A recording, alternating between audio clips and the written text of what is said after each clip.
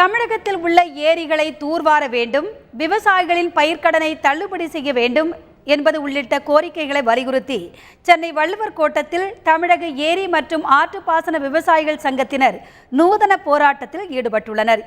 இதுகுறித்து அச்சங்கத்தின் தலைவர் விஸ்வநாதனுடன் எமது செய்தியாளர் எழில் மேற்கொண்ட நேர்காணலை இப்போது பார்ப்போம்.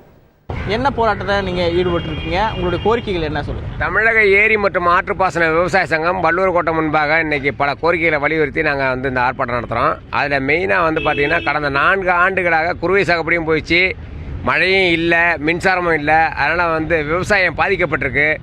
இந்த விவசாயம் பாதிக்கப்பட்டதுனால மத்திய மாநில அரசுகள் விவசாயிகள் வாங்கிய பயிர்க்கடனை தள்ளுபடி செய்யணும்னு நாங்கள் கோரிக்கை வச்சுருக்கோம். அடுத்த பார்த்தீங்கன்னா மதுரை ஹைகோர்ட் ஒரு தீர்ப்பு வழங்கியிருக்குது. ஏரி குளங்கள்லாம் உள்ள அந்த கருவேல மரங்களை அகற்றணும்னு சொல்லிட்டு அதை தமிழக அரசு செயல்படுத்த வேண்டும். இன்னைக்கு கரும்பு நிலுவைத் தொகை டன்னுக்கு 350 பாக்கி என்பதை விரைவில் பெற்றுத்தருவோம் என்று இன்றைய கூட்டத்தொடரில் தமிழக அரசு சொல்லியிருக்காங்க. இதை நாங்கள் வரவேற்கிறோம், மகிழ்ச்சியும் எங்களுக்கு இருக்கிறது. அதே நேரத்தில் கடந்த காலங்களில் எங்களுக்கு இந்த விஷயத்தில் ஏமாற்றமே. அதனால் தமிழக முதலமைச்சர் தலையிட்டு கரும்புக்கான நிலுவைத் தொகையை பெற்றுத்தர நடவடிக்கை எடுக்க வேண்டும். அதை பார்த்தீங்கன்னா ஏரி குளங்கள்லாம் தூர்வாரினால் மட்டுமே வடகிழக்கு பருவமழையை தண்ணீரை தேக்கி வைக்க முடியும், விவசாயம் செய்ய முடியும். அதனால் தமிழக அரசு ஏரி குளங்களை தூர்வாருவதற்கு நிதி ஒதுக்கீடு செய்யணும்னு கேட்டுக்கிறோம். உங்களுடைய போராட்டத்தினுடைய வடிவம் என்ன? இந்த திருவோடி ஏந்திருக்கீங்க.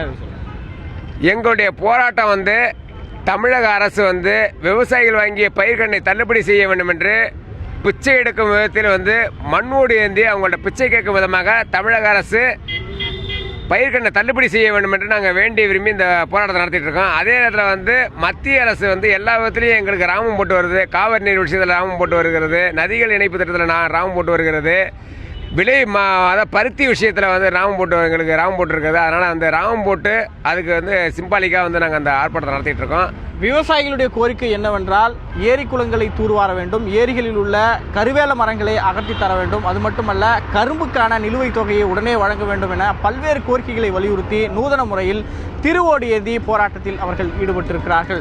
மத்திய அரசு மட்டுமல்ல மாநில அரசும் இந்த விவகாரத்தில் தலையிட்டு உடனே விவசாயிகளுடைய கோரிக்கையை நிறைவேற்றி தர வேண்டும் என்பதுதான் விவசாயிகளுடைய ஒட்டுமொத்த கருத்தாக இருக்கிறது. தந்தி டிவி செய்திகளுக்காக ஒளிப்பதிவாளர் சபரியுடன் பா. எழிலரசன்.